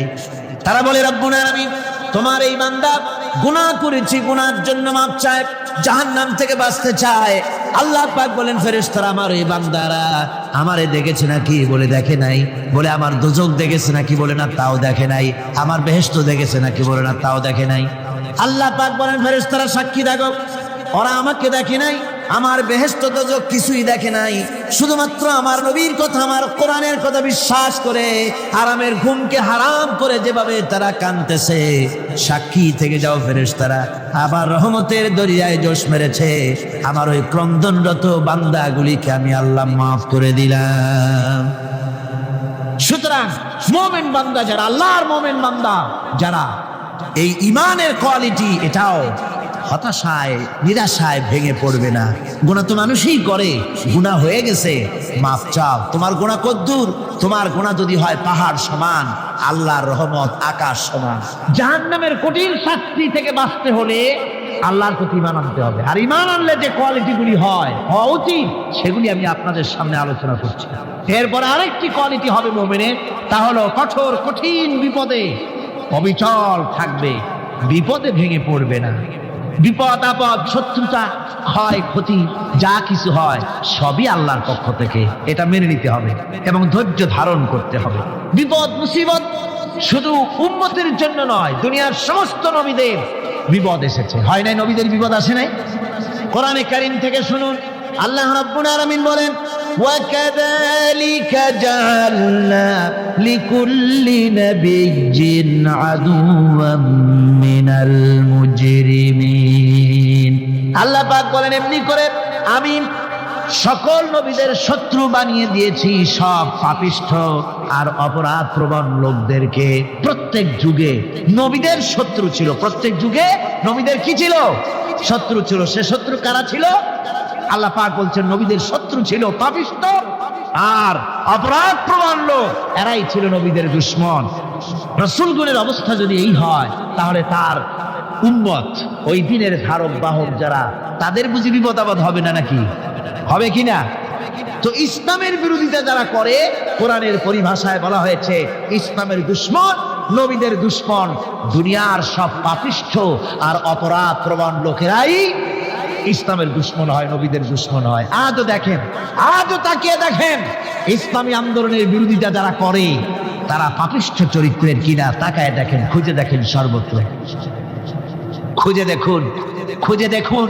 যারা ইসলামী আন্দোলনের বিরোধিতা করে, যারা ইসলামকে মিটিয়ে দেওয়ার চেষ্টা করতেছে, যারা ইসলামকে মৌলবাদ বলে, ইসলামকে সাম্প্রদায়িক বলে, কোরআনে কারীমের কথা কত স্পষ্ট যে নবীদের দুশমন হয়, ইসলামের দুশমন হয় মুজরিম লোকেরা, অপরাধ প্রবণ আর পাপিষ্ঠ লোকেরা। আজও আমরা দেখতে পাই এই শ্রেণীর লোকেরা পাপিষ্ঠ এবং সবচাইতে সমাজের নিকৃষ্ট ধরনের চরিত্রহীন লোক। নামাজ নাই। আপনি খুঁজে দেখেন ইসলামী আন্দোলনের বিরোধিতা যারা করছে, যারা নেতৃত্ব দিচ্ছে, নামাজ নাই, রোজা নাই, চরিত্র নাই, হজ নাই, যাকাত নাই, মদ, জুয়া, জেনা, ব্যভিচার ইত্যাদিতে লিপ্ত। চেহারা দেখলে ছেলেপেলেরা 2 গ্লাস পানি খায় ভরসা। কথা ঠিক কিনা কর? এই হলো অবস্থা। মারে কেন? মুমিনদেরকে, পয়গম্বরদেরকে, সাহাবীদেরকে এবং ঈমানদারদেরকে মারে কেন? তার কারণ হচ্ছে আল্লাহ রাব্বুল আলামিন বলেছেন, ওয়া মা নাকামু মিনহুম ইল্লা আইয়ুমিনু বিল্লাহিল আজিজিল হামিদ। কাফিররা ঈমানদার লোকদেরকে অন্য কোন অপরাধী নির্যাতন চালায় না, নির্যাতন চালায় শুধু এই কারণে যেহেতু মুমিন লোকেরা পরাক্রমশালী, আল্লাহ রাব্বুল আলামিনের দ্বীনকে কায়েম করতে চায়, তার উপরে ঈমান এনেছে, এই কারণেই তারা মারে। ঠিক কিনা কর? যুগে যুগে নবীদের উপরে, সাহাবীদের উপরে যে অত্যাচার হয়েছে, সেই অত্যাচার এই কারণেই হয়েছে, অন্য কোনো কারণে নয়। এই কঠিন বিপদে অবিচলতা এবং ধৈর্যের দৃষ্টান্ত নবীগণ পেশ করেছেন পৃথিবীর বুকে। আমরা দেখেছি ইব্রাহিম আলাইহিস সালামকে আগুনে ফেলানো হয়েছে, আছে না কোরআন শরীফে? আমি কিন্তু গল্প করতেছি না, সব কোরআনের কথা। কিসের কথা? ইব্রাহিম আলাইহিস সালামকে আগুনে ফেলানো হচ্ছে। অপরাধ কি? অপরাধ হচ্ছে হযরত ইব্রাহিম আলাইহিস সালাম দাওয়াত দিয়েছেন, লা ইলাহা ইল্লাল্লাহ। জোরে পড়েন, লা ইলাহা ইল্লাল্লাহ, লা ইলাহা, লা ইলাহা ইল্লাল্লাহ মুহাম্মাদুর রাসূলুল্লাহ। হযরত ইব্রাহিম আলাইহিস সালাম দ্বীনের দাওয়াত দিয়েছেন, এক আল্লাহর দাওয়াত দিয়েছেন, ঈমানের দাওয়াত দিয়েছেন। আর কোনো অপরাধ ছিল না। নমরুদ সহ্য করতে পারলো না। কোরআনে কারীমের মধ্যে সব কথাগুলি আল্লাহ পাক এই জন্য বিধৃত করেছেন, এই জন্য কোরআনে কারীমের মধ্যে সব কথা উঠায় দিয়েছেন, যাতে করে মুমিনেরা বিপদ আসলে পরে যেন ঘাবড়ে না যায়। ইব্রাহিম আলাইহিস সালামকে আগুনে ফেলানো হচ্ছে। ফেরেশতা বলছে, ইব্রাহিম তোমারে আগুনে ফেলায় দাও, তেছে আমার কাছে সাহায্য চাও, আমার কাছে ক্ষমতা আছে, আগুনগুলো উঠাইয়া নমরুদের বংশ জ্বালায় দেব। হযরত ইব্রাহিম ফেরেশতার কাছে সাহায্য চাইছিলেন নাকি? তিনি বললেন, ফেরেশতা তোমার কাছে সাহায্য কেন চাইব? আমি তো এমন কোন অন্ধ আল্লাহর ইবাদত করি না যেই অন্ধ স্রষ্টা তার গোলামের দুঃখ দুর্দশা না দেখেন। আমি তোমার কাছে সাহায্য চাইব না। হযরত ইব্রাহিম আলাইহিস সালাম পাশ করলেন। কি বলেন, পাশ করছেন না? ঈমানের পরীক্ষায় পাশ। আগুনের মধ্যে হযরত ইব্রাহিমকে যখন ফেলানো হচ্ছে, রব্বুল আলামিন আগুনের প্রতি নোটিশ করে দিলেন, ইয়া নার কুনি বারদাও ওয়া সালামান আলা ইব্রাহিম। আগুন আমার ইব্রাহিমের জন্য শান্তিদায়ক, ঠান্ডা হয়ে যা। এখন কি আর আগুনের বাপের ক্ষমতা আছে ইব্রাহিমকে পোড়ানো? আর ক্ষমতা নাই। আমার বন্ধুগণ, ইব্রাহিম আগুনের ভিতরে আরামে বসে আছেন, আর ওদিকে নমরুদ বসে বসে দেখতেছে দূর থেকে। ইব্রাহিম তো জ্বলে না, গায়ের মধ্যে আগুন জ্বলে গেল। ডাক দিয়া কয়, আগুন তোর হলো কি? কেন জ্বালাইতে পারিস না আমার দুশমন রে? হলোটা কি তোর? তোর কি জ্বালানোর শক্তি বন্ধ হয়ে গেল নাকি? আগুনের ভিতর থেকে জবাব এলো, নমরুদ রে, আমার ভিতরে জ্বালানোর শক্তি আছে কি নাই যদি প্রমাণ করতে চাও, টেস্ট করতে চাও, তুই নিজে আয়, তোরে শুদ্ধ তামাম দুনিয়া জ্বালাই দিতে পারি, ইব্রাহিমের এক গাছা পশম জ্বালাই দিতে পারি না। তার কারণ হচ্ছে আমি হচ্ছি মাখলুক, আল্লাহ হচ্ছেন খালিক। আল্লাহ আমাকে বলেছেন না জ্বালাতে, তুমি 1000 বার বললেও আমি ইব্রাহিমকে জ্বালাইতে পারবো না। কোরআনে কারীমে ঘটনা বলে মুমিনদেরকে সাহস দেওয়া হচ্ছে, মুমিনেরা দ্বীনের কাজ করতে গিয়ে বিপদ আবাদ আসবে, ঈমানের দাবি হলো বিপদ আসবে, আর বিপদ আসলে ঘাবড়ায় যেও না, মুসিবতে পড়ে চিন্তায় পেরেশানে হয়রান হয়ে যেও না। বিশ্বকবি আল্লামা ইকবাল কি সুন্দর করে বলেছেন, আজ ভি হো জু ইব্রাহিম কা इमा पैदा आग कर सकती है एक अंदाज गुलिस्तां पैदा। ইব্রাহিমের ঈমান যদি আজিও কোথাও হয় বিদ্যমান, করতে পারেন অগ্নিকুণ্ডে খুবসুরত এক গুলিস্তান। আজও যদি আগুনের ভিতরে কোন নমরুদ কোন ইব্রাহিমকে যদি ফেলে দেয়, আল্লাহ রাব্বুল আলামিন আজও আগুনকে ফুলের বাগান বানায়া দিবেন। সুবহানাল্লাহ। সামান্য স্যান্ডেলের ফিতা গাছা যদি ছেড়ে যায়, মানুষের কাছে চাইও না, আল্লাহ রাব্বুল আলামিনের দরবারে হাত পাতো, রব্বুল আলামিন তোমার স্যান্ডেল কেনার পয়সা জুগিয়ে দেবেন। জোরে বলেন সুবহানাল্লাহ। যা দরকার তার কাছেই চাও, হাত তার কাছেই পাতো। ওই যে সম্রাট শাহজাহানের কথা আমি আপনাদেরকে শুনাই। ফকির একটা ঘুরতেছে সারাদিন, এক লোক বলছে যে আপনি এত হে ফকির, তুমি এরকম করে ঘুরছো সারা জীবন, বুড়া হয়ে গেছো খয়রাত করতে করতে, ছোটবেলা থেকে তোমার ভিক্ষা করতে দেখি, আর কতকাল ভিক্ষা করবো, ভাই কর্ম রাখি। যে বাচ্চার কাছে যাইতে পারবো, বাচ্চার কাছে গেলে এমন ভাবে দিবে, অনেক দিবে, নিয়ে পুরাইতে পারবা, তোমার আর জীবনে ভিক্ষা করা লাগে। ফকির চলে গিয়েছে, কোথায় পাবো বাচ্চারে?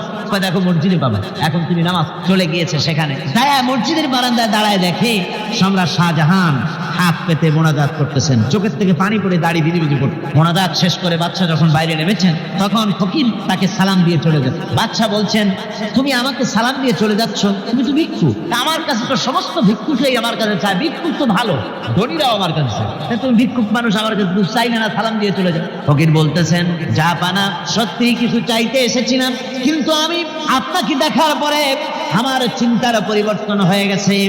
আমি তাকিয়ে তাকিয়ে দেখলাম মসজিদের ভেতরে, আমি চাইতে এসেছি দিল্লির সম্রাট শাহজাহানের কাছে। যেই সম্রাট, দিল্লির সম্রাট যার কাছে আমি চাইতে এসেছি, আমি তো দাঁড়ায় আছি, কান্দি না, কিন্তু আমি দেখতেছি যার কাছে আমি চাইতে এসেছি তিনি যেন আবার কোন সম্রাটের কাছে আমার চাইতেও দারুণ ভিক্ষুকের মতো হয়ে চোখের পানি ফেলে ভিক্ষা চাইতেছে। মনে মনে ভাবলাম, মানুষের কাছে ভিক্ষা চাইবো না কোনোদিন আর। বাদশা কান্দে, যেই বাদশার কাছে ওই সম্রাটের সম্রাট রাজা ধীরাজ আল্লাহর কাছে ছাড়া কারো কাছে জীবনে আর হাত পাতবো না। হযরত আবু হুরায়রা রাদিয়াল্লাহু তাআলা আনহু একবার রাসূল করিম সাল্লাল্লাহু আলাইহি ওয়াসাল্লামের দরবারে কাঁদতেছিলেন। হুজুর জিজ্ঞেস করলেন, আবু হুরায়রা তুমি কাঁদো কেন? হুজুর হযরত আবু হুরায়রা বলেন, হুজুর আমার মা আমাকে মেরেছে, আমি সেই জন্য কাঁদতেছি। হুজুর বলেন, মা তোমাকে মারলো কেন? কোনো বেয়াদবি করেছো নাকি? তিনি বললেন, না কোনো বেয়াদবি করি নাই, তবে মারলো কেন? হযরত আবু হুরায়রা বলেন, হুজুর আমার মা হচ্ছেন মুশরিকা, আমার মা কাফের। আমি অনেক রাত হয়েছিল বাড়ি ফিরতে, আমার মা জিজ্ঞেস করলো এত রাত কোথায় ছিলি? আমি বললাম, মা তাম পৃথিবী যে কদম মোবারক চুমতে পারলে নিজেকে ধন্য মনে করে, আমি সেই রাসূলের দরবারে ছিলাম, আসতে দেরি হয়ে গেছে। ইয়া রাসূলুল্লাহ, আপনার নাম শোনা মাত্র আমার মায়ের গায়ে আগুন জ্বলে গেল, সহ্য করতে না পেরে আমাকে মায়ের আরম্ভ করে দিল। বললো, আবু হুরায়রা হয় আমার বাড়ি ছাড়বি, না হয় মুহাম্মদ সাল্লাল্লাহু আলাইহি ওয়াসাল্লামের ঘর ছাড়বি, কোনটা করবি কর। আমি বললাম, মা তোমার গায়ে যত শক্তি আছে সমস্ত শক্তি দিয়ে তুমি আমাকে প্রহার করো, আমি তামাম তোমার বাড়িটা সুদ্ধা তামাম দুনিয়া ছেড়ে দিতে পারি, কিন্তু রাসূল পাক সাল্লাল্লাহু আলাইহি ওয়াসাল্লামের কদম মোবারক ছাড়তে পারি না।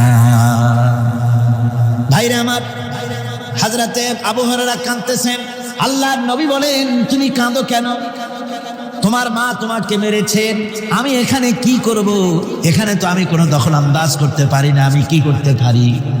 এখানে ইন্টারফেয়ার তো আমি করতে পারি না, মা তোমারে মেরেছে। হযরত আবু হুরায়রা বলেন, ইয়া রাসূলুল্লাহ, মায়ের বিরুদ্ধে কোনো নালিশ করার জন্য আপনার কাছে আমি আসি নাই। বলে, কেন এসেছো? হযরত আবু হুরায়রা বলেন, হুজুর এসেছি এই জন্যে, আমি জানি আপনি যদি আল্লাহর দরবারে কোনো ব্যাপারে দোয়া করেন, আল্লাহ রাব্বুল আলামিন তা মঞ্জুর করে নেন। আপনি মেহেরবানি করে আমার মায়ের হেদায়েতের জন্য আল্লাহর কাছে দোয়া করুন। হুজুর সাল্লাল্লাহু আলাইহি ওয়াসাল্লাম দুই হাত উঁচু করলেন, বললেন, আল্লাহুম্মা ইহদি উম্মা আবি হুরায়রা, আয় আল্লাহ আবু হুরায়রার মাকে তুমি হেদায়েত নসিব করে দাও। এই দোয়া রাসূল করতেছেন। হুজুরকে দোয়ার মধ্যে ফেলে রেখে আবু হুরায়রা দৌড় আরম্ভ করেছে বাড়ির দিকে। পেছন থেকে কয়েকজন সাহাবী তারা দৌড়ে গেল। আবু হুরায়রা দৌড়ায় কেন? এত ভদ্র মানুষ, কোনো সময় কারোর সাথে রাগারাগি করে না, দৌড়ায় কেন? নিশ্চয়ই কোনো বিপদ বুঝি হয়ে গিয়েছে, পিছন থেকে জামা টেনে ধরেছে, কি হয়েছে, দৌড়াও কেন? হযরত আবু হুরায়রা বলেন, আমার জামা ছেড়ে দাও, আমাকে দৌড়াতে দাও। আমি দৌড়াইয়া বাড়ি পৌঁছে গিয়ে দেখতে চাই আমি আগে দৌড়ে বাড়িতে গেলাম না নবীজির দোয়া আমার আগে আমার বাড়ি পৌঁছে গেল। কোনটা হলো আমি সেটা দেখতে চাই। হযরত আবু হুরায়রা দৌড়াতে দৌড়াতে ঘরের কাছে গিয়ে নক করেছে। ভিতর থেকে আওয়াজ এলো, কে? কিছুক্ষণ পর মা আমার বেরোলেন, মাথার চুল দিয়া পানি পড়তেছে, বুড়া মানুষ। মা আমার কাছে এসে বলল, বাবা তোমাকে মারার পর আমি বড় অনুতপ্ত হয়েছি, মনে মনে অনুশোচনা করেছি, আরে আমার ছেলে তো কোনো খারাপ জায়গায় যায় নাই, কোনো খারাপ মানুষের কাছে যায় নাই, মারলাম কেন? বড় অনুতপ্ত হয়ে গেছি আমি। এই অনুশোচনা করে আমি এই মাত্র গোসল করেছি, আমাকে নিয়ে চলো তুমি বিশ্ব নবী রাসূলুল্লাহর দরবারে। আমার ভাইরা, রাসূল পাক সাল্লাল্লাহু আলাইহি ওয়াসাল্লাম আল্লাহর নবী এমন এক মহান সত্তা ছিলেন যে তিনি দোয়া আল্লাহর দরবারে হাত উঁচু করতে দেরি আছে, কিন্তু দোয়া কবুল হতে দেরি নাই। কুতুবে সুবহানী শেখ মুহিউদ্দিন আব্দুল কাদের জিলানী রাহমাতুল্লাহ আলাইহি তিনি বলেছেন, মুনাজাত করতে গিয়ে আবেগে বলেছেন, রব্বুল আলামিন তুমি যদি দয়া করে আমাকে জান্নাত দাও, আর তোমাকে যদি আমি না পাই, তুমি যদি আমার সঙ্গে দেখা না করো, আমারে যদি কথা না বলো, তাহলে এই জান্নাত আমার কোনো লাভ নাই। আর আমাকে যদি জাহান্নামে দিয়ে দাও, আর মাঝে মধ্যে তুমি যদি জিজ্ঞাসা করো মহিউদ্দিন কেমন আছো, তাহলে এই জাহান্নাম আমার জন্য বেহেশত হয়ে যাবে। আয় আল্লাহ, আমি শুধু তোমারই চাই। আল্লাহর নবী বললেন, মহিলা তুমি অপরাধ করেছো, কিন্তু তোমার গর্ভস্থিত সন্তান তো কোনো অপরাধ করে নাই, সুতরাং তোমার উপরে শরীয়তের হদ জারি করা যাবে না, ডেলিভারি হোক তারপরে বিচার হবে। মহিলা চলে গেল আফসোস করতে করতে যে আমার বিচার হলো না, যদি এর মধ্যে আমি মরে যাই তাহলে জেনা করেছি, দুনিয়ার শাস্তি তো সহজ, পাথর মেরে উড়িয়ে দেবে, সঙ্গে সার করবে, এটা তো সহজ, কিন্তু কিয়ামতের ওই কঠিন জাহান্নামের আগুনে জ্বলতে পারবো না। মহিলাটি সন্তান ডেলিভারির পরে মহিলা চলে এসেছে রাসূলের কাছে, হুজুর এই সে আমার বাচ্চা ডেলিভারি হয়েছে, আপনি মেহেরবানি করে আমার উপরে হদ জারি করেন, শাস্তি দেন। আল্লাহর নবী বলেন, মহিলা তুমি অপরাধ করেছো, কিন্তু তোমার সন্তানের হক আছে, তোমার বুকের দুধ 2.5 বছর পর্যন্ত সে পান করবে, আমি তার হক নষ্ট করতে পারি না। মহিলা আবার চলে গেল কাঁদতে কাঁদতে, যদি এর মধ্যে মরে যাই, 2.5 বছর যেতে পারে নাই, তার আগেই মহিলা ওই বাচ্চাটাকে কোলে নিয়ে হাতে একটা রুটি দিয়া হুজুরের কাছে আসছে। কত পেরেশানি দেখেন। মহিলা এসে বলেন, ইয়া রাসূলুল্লাহ, আমার এই বাচ্চা এখন দুধ ছেড়ে দিয়েছে, সে রুটি খাইতে পারে, হুজুর আর দেরি করবেন না, এই শাস্তি না নিয়ে যদি মরে যাই, জাহান্নামের কঠিন আযাব আমি ভোগ করতে পারবো না। আল্লাহর নবী ওই মহিলাকে অর্ডার দিয়া দিলেন, একে বুক পর্যন্ত মাটির মধ্যে গেড়ে দিয়া চতুর্দিক থেকে পাথর নিক্ষেপ করো। মহিলাকে নিয়ে বাচ্চাকে বুক পর্যন্ত মাটির ভিতরে গেড়ে দিয়া চতুর্দিক থেকে যখন পাথর নিক্ষেপ করা হচ্ছিল, রক্ত ছিটে এসে একজন সাহাবীর গায়ে পড়ায়, সাহাবী মহিলাকে ভৎসনা করলেন।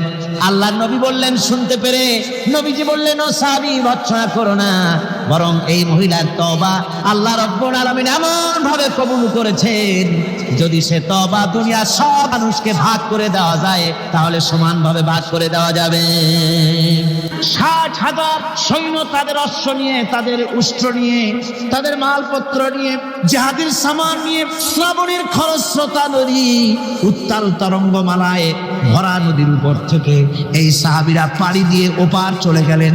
ওপার যাওয়ার পরে হযরতে সাদ বলছেন, তোমাদের কেউ কি হারায় গেছে নাকি? সবাই এদিক ওদিক তাকায় খোঁজ করে বলল, মানুষ তো দূরের কথা, একটা উট আর ঘোড়াও একটাও হারায় যায় নাই।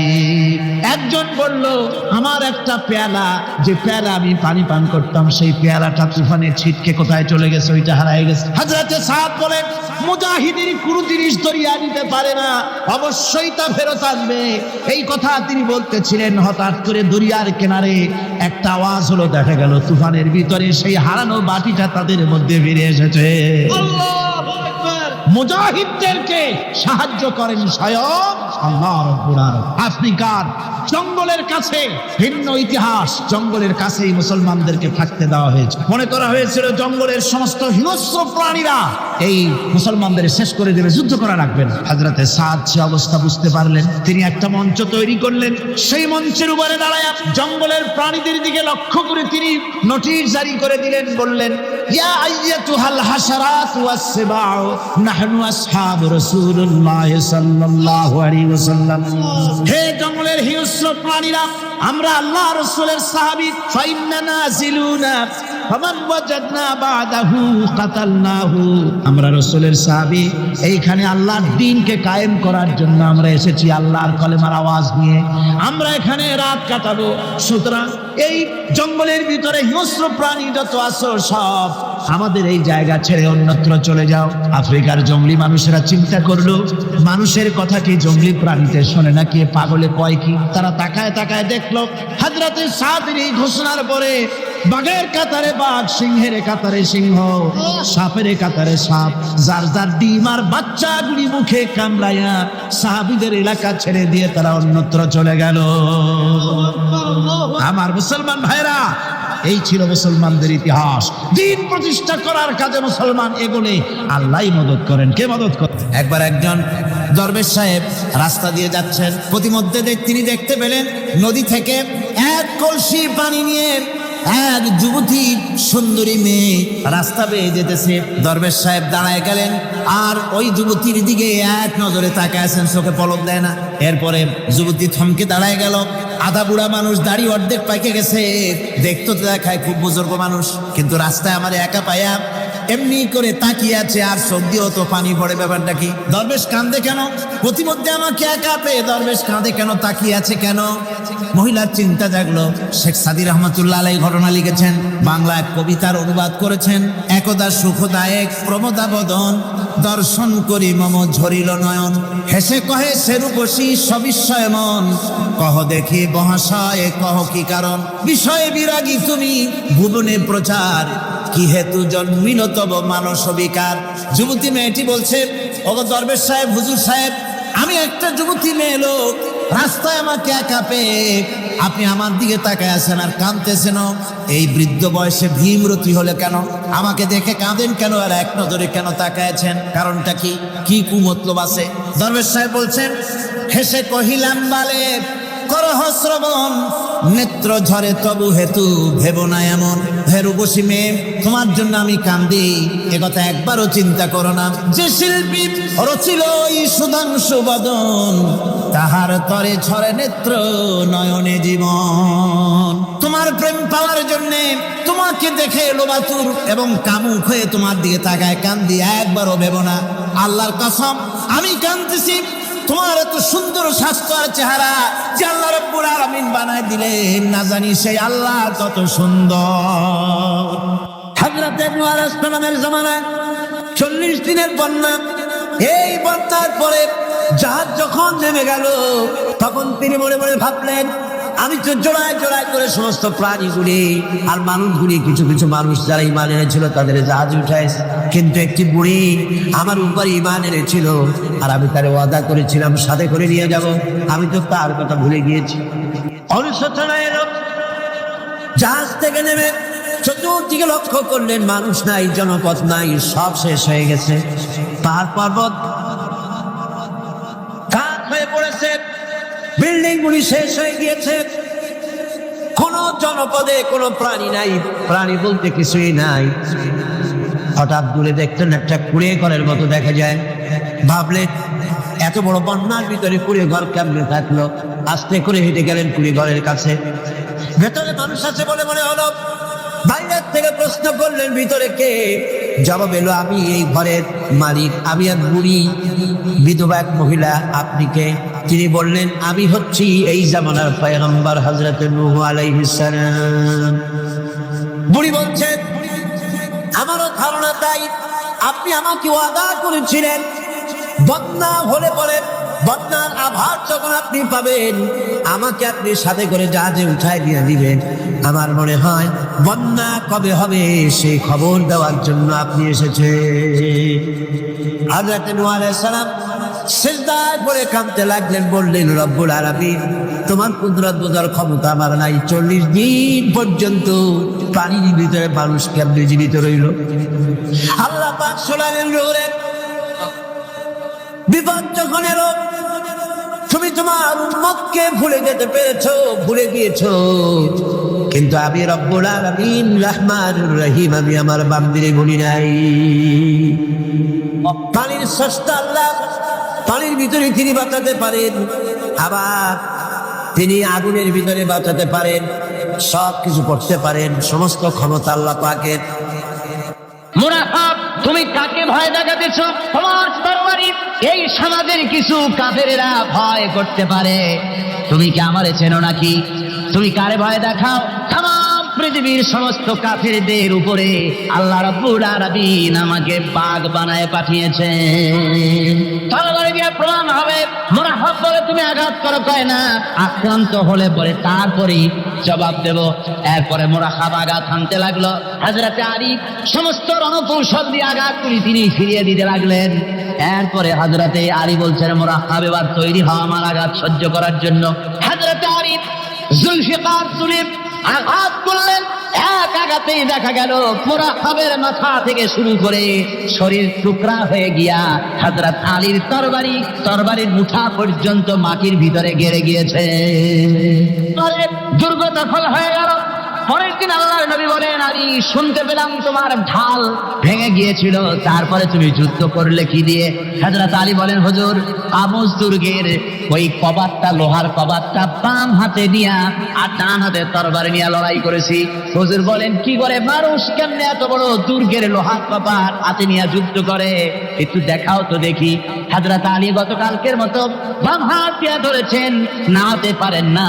এবার ডান হাত দিয়ে ধরেছেন, নাড়াতে পারেন না। ডান আর বাম দুই হাত দিয়া সমস্ত শক্তি দিয়ে এমন জোরে টান মেরেছেন, প্রতিটি লোমকূপের গোড়া থেকে ঘাম বেরিয়ে এসেছে, এক চুলো নড়াতে পারেন নাই। হযরত আলীর মুখখানা মলিন হয়ে গেছে লজ্জায়। হযরত আলী রাদিয়াল্লাহু তাআলা লজ্জা পেয়ে গেছেন। রাসূল পাক সাল্লাল্লাহু আলাইহি ওয়াসাল্লাম বলেন, আলী লজ্জা পাওয়ার কোনো কারণ নাই, চিন্তা করার কোনো কারণ নাই। তোমার নিজস্ব শক্তি দিয়ে তুমি লড়াই করতে পারো নাই। এত বড় লোহার দরজা নিয়ে, খবর নিয়ে মানুষ এভাবে লড়াই করতে পারে না। আল্লাহ তার দিনকে বিজয়ী করার জন্য তোমার ভিতরে আল্লাহ রাব্বুল আলামিন ক্ষমতা দিয়েছিলেন। জোরে বলেন সুবহানাল্লাহ। আল্লাহ রাব্বুল আলামিন এই জিহাদের ময়দানে যখন মানুষ আসে, আল্লাহ তাদের উপরে মদদ দান করেন। আমার বন্ধুগণ, আল্লাহর দিনকে জমিনের উপরে প্রতিষ্ঠিত করার জন্য যদি আমরা আজও যদি ঐক্যবদ্ধ হই দিন কায়েমের জন্য, তাহলে আল্লাহ রাব্বুল আলামিন আমাদেরকে মদদ করবেন। আল্লাহ পাক কোরআনে কারীমের মধ্যে বলেছেন, ওয়া কানা হাক্কান আলাইনা নাসরুল মুমিনিন। মুমিনদেরকে সাহায্য করা আমি আল্লাহর জন্য ওয়াজিব হয়ে যায়। ধরে বলেন সুবহানাল্লাহ। মুমিনদের জন্য সাহায্য করা আল্লাহর জন্য কি হয়ে যায়? ওয়াজিব হয়ে যায়। ভাইরা একটু বৃষ্টি সহ্য করেন না, খুব বেশি বৃষ্টি। আচ্ছা, ওই এটা রহমত। এটা কি রহমত? আমার ভাইরা, জিহাদের ভিতরে আল্লাহর জান্নাতে যাওয়ার জন্য তারা জিহাদ করেছেন। তারা দেশ দখলের জন্য জিহাদ করেন নাই, দিন প্রতিষ্ঠার জন্য লড়াই করা ফরজ। দিন প্রতিষ্ঠার জন্য লড়াই করা কি? যেরকম কি? আর এই ফরজ দায়িত্ব পালন করতে গিয়ে যদি কেউ মারা যায়, তাহলে কোথায় যাবে? কোথায় যাবে?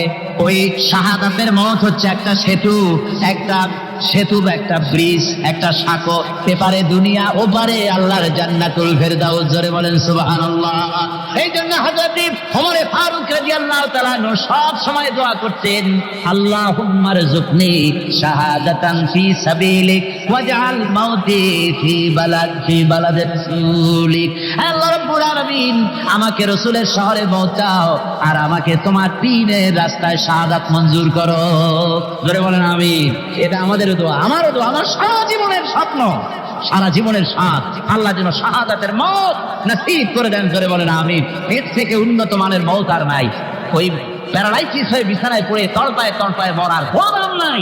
দুনিয়ার বুকে বিড়ালের জিন্দিগি বছর করার 500 বছর বেঁচে থাকার দাম নাই।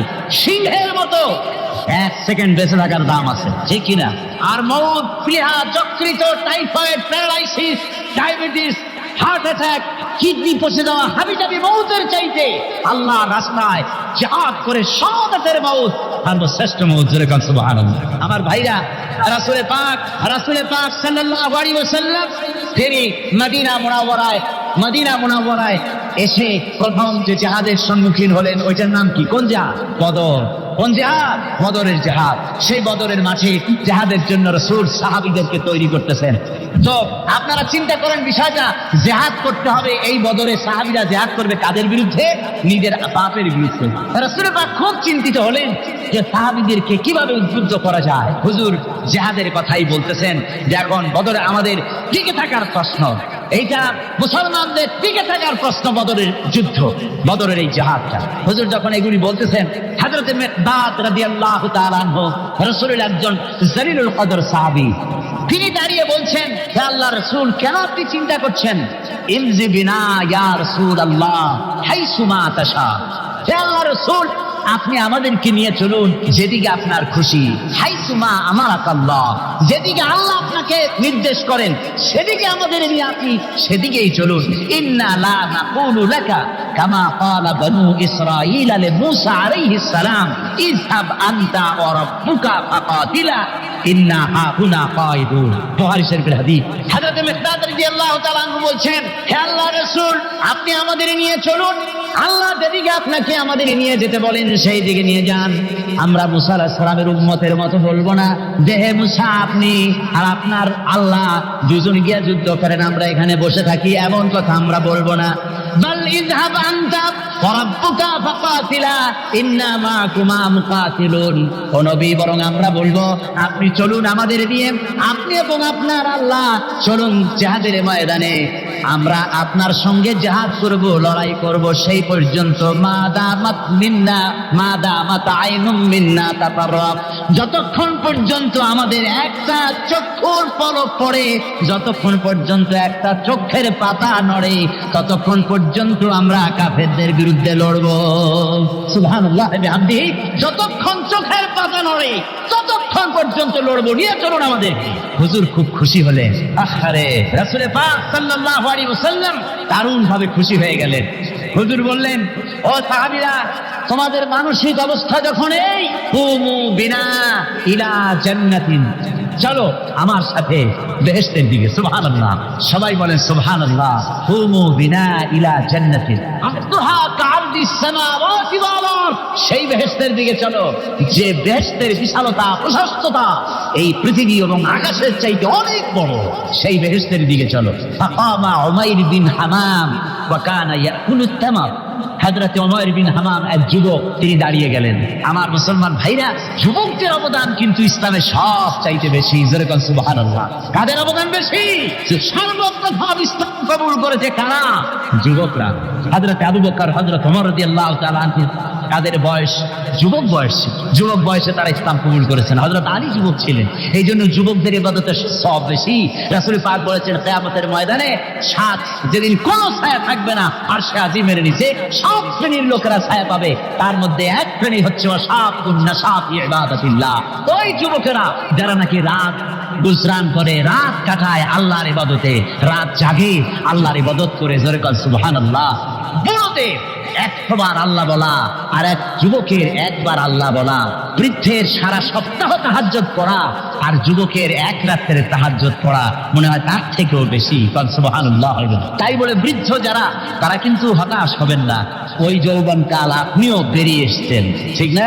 সুতরাং যুবকদের অবদান বেশি। হযরত উমাইর বিন হামাম রাদিয়াল্লাহু তাআলা আনহু, তিনি দাঁড়িয়ে গেলেন, তার হাতে ছিল ওয়া কানা ইয়াকুলুত তামার, তিনি খরমা খাচ্ছিলেন, হাতে ছিল কয়েকটা খরমা। তিনি খরমাগুলি হাতে নিয়ে দাঁড়িয়ে বলছেন, ওয়াকালা বাখবাখ, তিনি বলছেন, বাখবাখ শব্দ এটা হচ্ছে লোকাল মুহাল্লিয়া, অর্থাৎ আঞ্চলিক শব্দ। এর অর্থ হচ্ছে মা আযামাহু ওয়া মা আহসানাহু। কি আশ্চর্য, কি সুন্দর, কি বিরাট, কি সুন্দর কথা আপনি বললেন হে রাসূল। জান্নাতুন আরদুহা কাআরদিস সামাওয়াতি ওয়াল আরদ, এমন বেহেশত তো পাওয়া যাবে জিহাদ করলে যে বেহেশতের বিশালতা প্রশস্ততা এই বিশাল আকাশের চাইতে, জমিনের চাইতে বেশি। ওয়াল্লাহি লাউ কুনতু হাইয়ান হাত্তা আকুলাহুন্না, আমি যদি, ওয়াল্লাহি আল্লাহর কসম, আমি যদি এই খরমাগুলো যদি খাইতে থাকি, ইন্নাহা লাহায়াতুন তাবিলা, তাহলে তো এটা অনেক লম্বা হায়াত লাগবে। এই খরমাগুলি খাইতে অনেক সময় লাগবে, বেহেশতে যাইতে দেরি হয়ে যাবে।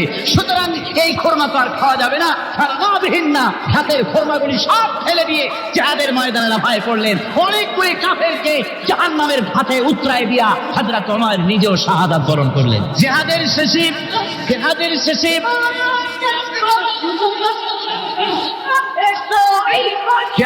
শেষে শাহাদায়ে বদরের সমস্ত শহীদদের লাশ এক জায়গায় এনে সাহাবীরা বললেন, হে আল্লাহ রাসূল, আপনি যখন জান্নাতের বর্ণনা দিতেছিলেন তখন যে যুবকটা খোরমা খেতেছিল আর জান্নাতের আশায় হাতের খোরমা ফেলে দিয়েছিল, যে খোরমাগুলি খাইতে গেলে তো সময় লাগবে অনেক, বেহেশতে যেতে দেরি হয়ে যাবে, এই কথা মনে করে হাতের খোরমা ফিকে ফেলে জিহাদের ময়দানে এসে শাহাদাত বরণ, যে যুবকটি জিহাদ করেছিল তার লাশে সেও শাহাদাত বরণ করেছে।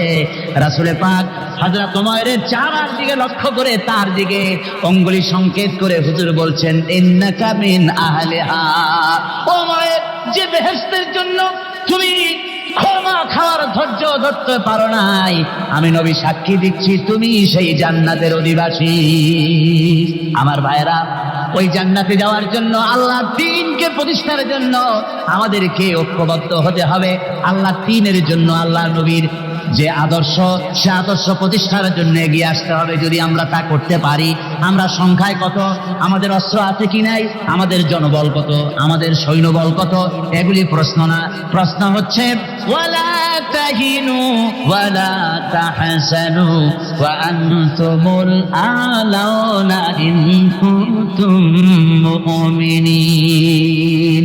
কোনো ভয় নাই, কোনো চিন্তা নাই, যদি তোমরা মুমিন হও আমি আল্লাহ তোমাদেরকে বিজয়